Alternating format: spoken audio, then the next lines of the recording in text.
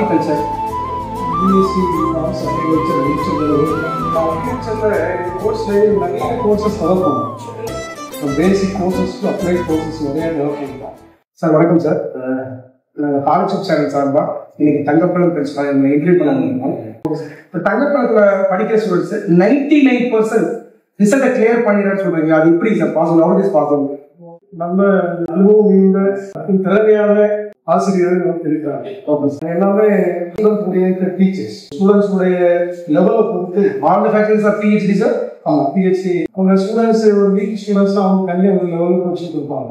Okay sir. அதனால எல்லா ஸ்டூடெண்ட்ஸையும் அவங்க வந்து ஒரு கிளாஸ் பண்ணுற லெவலுக்கு அவங்க பறந்துவாங்க. நல்ல கோச்சிங் கொடுப்பாங்க. டெவலப்மெண்ட் கோர்சஸ்க்குமே வந்து அவங்க வந்து நல்ல கோச்சிங் தந்தாங்க. அது ஒரு ரீசன். அதனால 99% ஸ்டூடெண்ட்ஸ் வந்து பாஸ் ஆகிடும். அப்பல இருந்து இப்ப வரைக்கும் காலேஜுக்குன்னு சொல்லிட்டு ஒரு ஸ்டாண்டர்டான நேம் வந்துட்டு இருக்கு.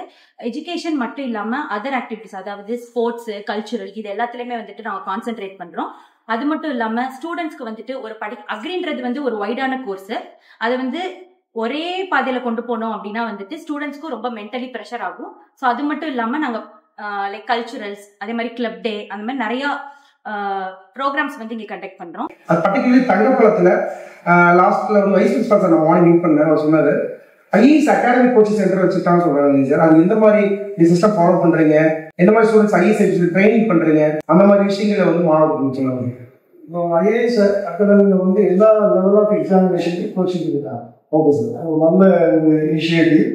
குவாரண்டைன் ஆஃபீஸர்னு ஒரு இது வேலை வாய்ப்புக்கு நம்மள அது மெயினா என்னன்னா எம்எஸ்சி படிச்சிருக்கவங்க குவாலிஃபிகேஷன் யூஜி முடிச்சுட்டு எம்எஸ்சில தனியா டிபார்ட்மெண்ட்ல நெமட்டாலஜி, பேத்தாலஜி, மெயினா என்டமாலஜி, பேத்தாலஜி, பூச்சியியல் துறையும் நோயியல் துறையில ஒன்று இருக்கும்.